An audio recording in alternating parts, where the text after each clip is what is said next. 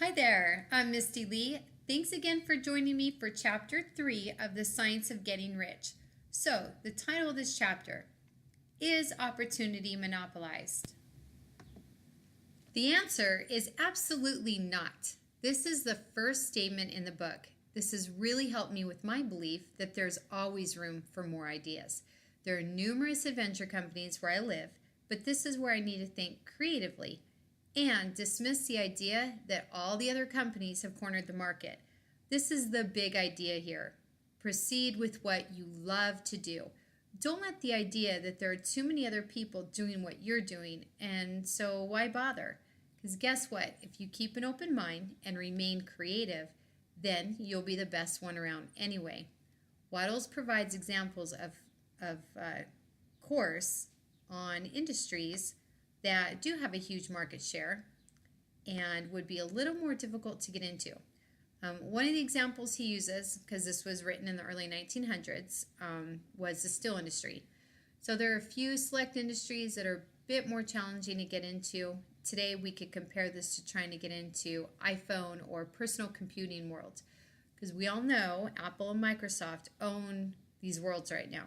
But aside from these industrial giants, there are plenty of opportunities. Don't forget about all those people who quit halfway through too. You might see a website, but you don't know the numbers and people behind it. Anything can look good online. So don't let the competition or the thought of other big players keep you from pursuing your dreams. This quote can take a while to sink in. As I mentioned before, I'm on my 6th or 7th time reading this book. This is a very profound statement. Basically, Wattles believes there's no limit to the supply of formless stuff or original substance.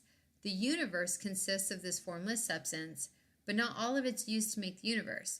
This stuff also exists within the spaces and the forms of the visible universe.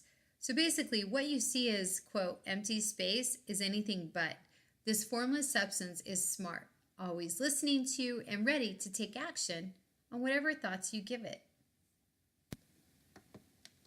It's time for you to stop thinking the supply is limited.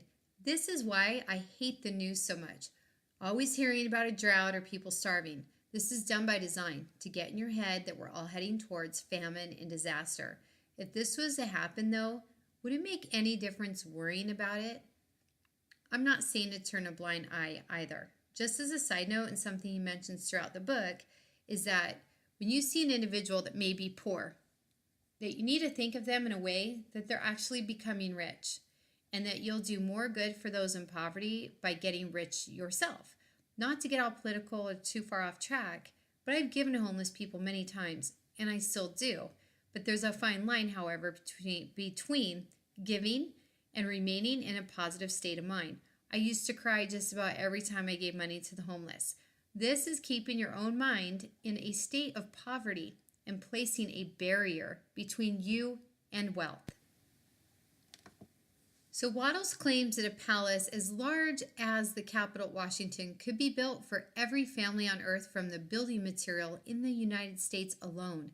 Under intense cultivation, our country could produce wool, cotton, and linen to clothe each person in the world finer than Solomon was arrayed. So all shapes are assumed by one thing, this formless substance. This blows my mind every time I read it. When the supply of building materials is exhausted, more will be produced. When the soil is exhausted, that food will no longer grow, that it will be renewed, or more soil will be made. That all this comes from the formless substance.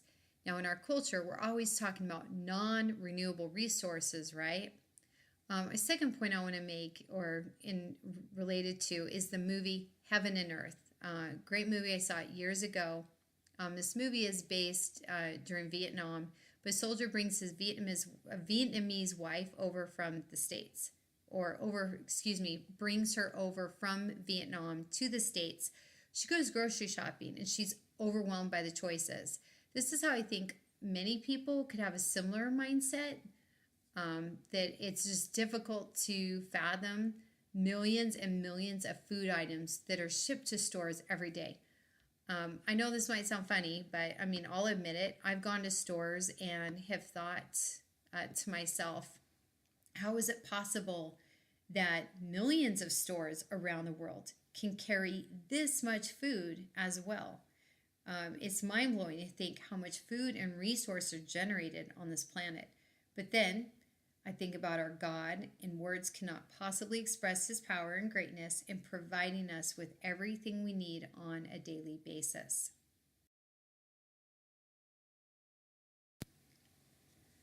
All right, so this concludes my thoughts and comments, remarks on chapter 3 in the Science of Getting Rich. Remember, opportunity has not been monopolized. There's plenty of abundance on our planet. Go after your dreams today and quit making excuses. There are billions of people on this planet. Now, so more than likely your idea is not the only one out there, but it doesn't mean you can't be successful.